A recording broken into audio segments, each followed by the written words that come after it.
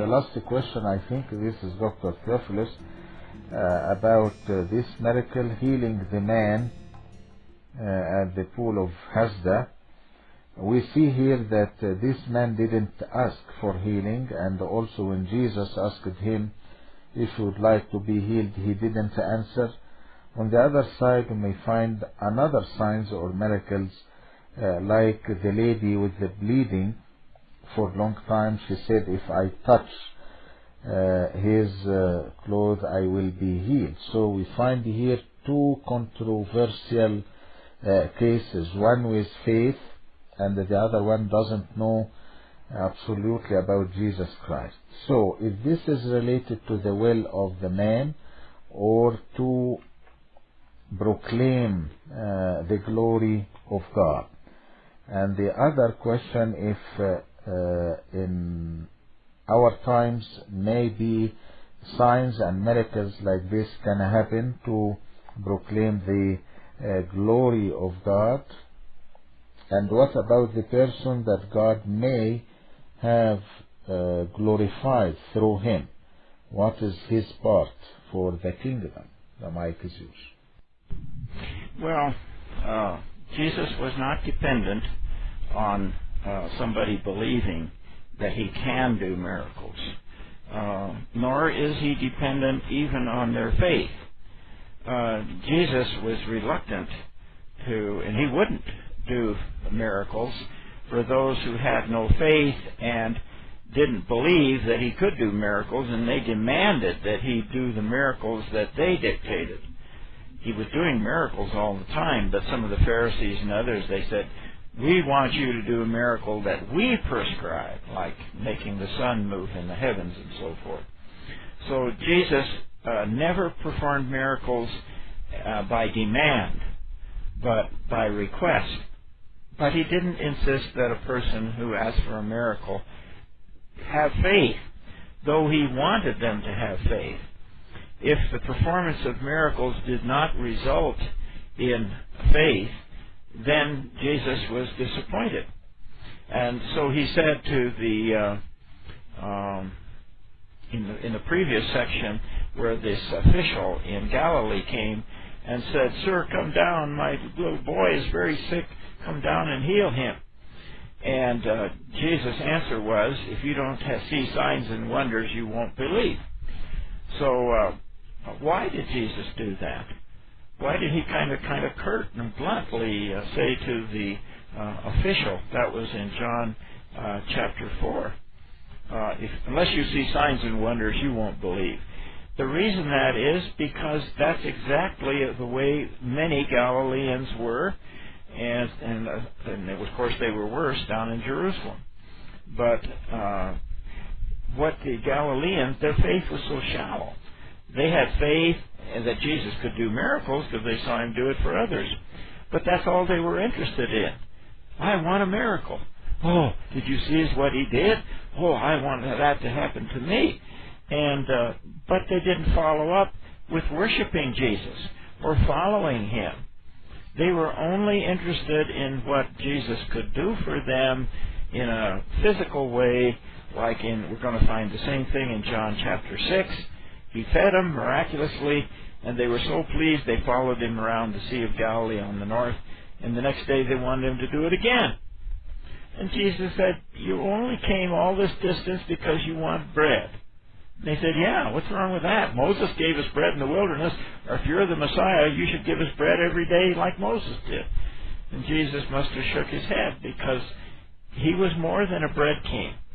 He came that men might be restored to the life of God and have eternal life and find forgiveness.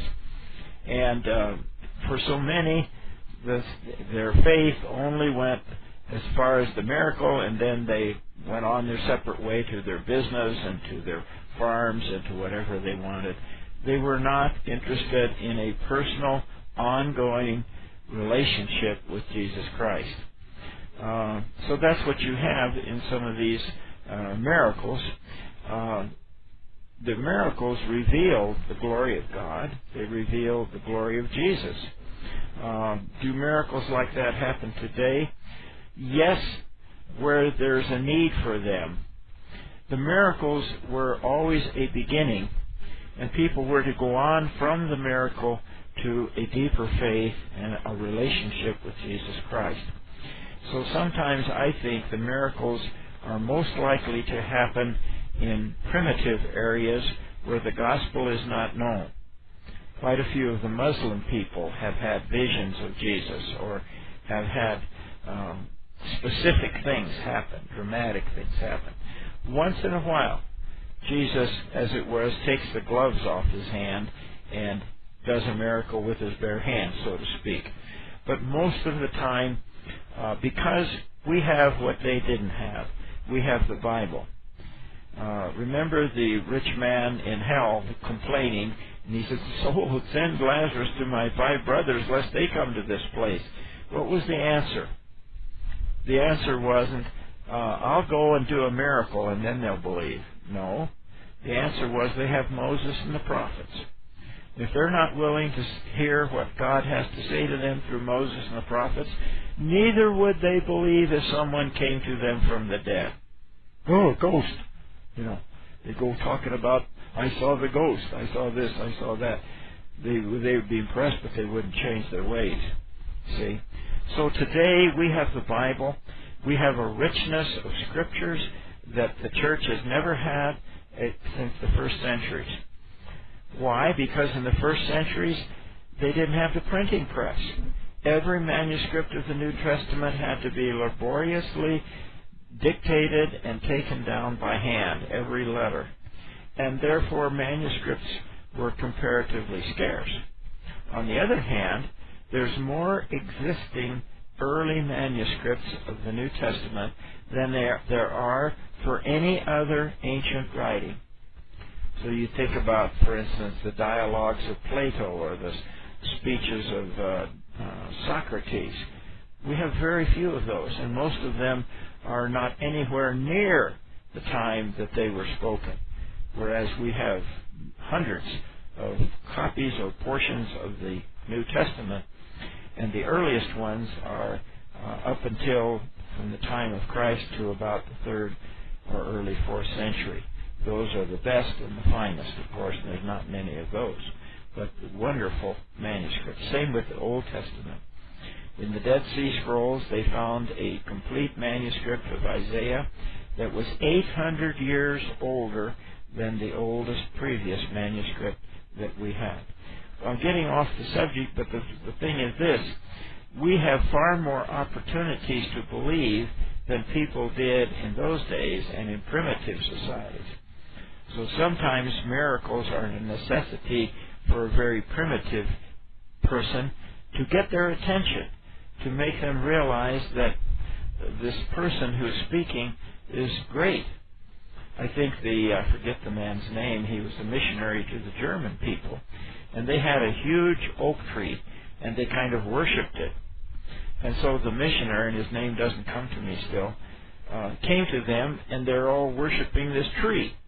So he gets himself a nice sharp axe, and he starts chopping away at the tree, and all the people thought, "Oh boy, is he going to get it.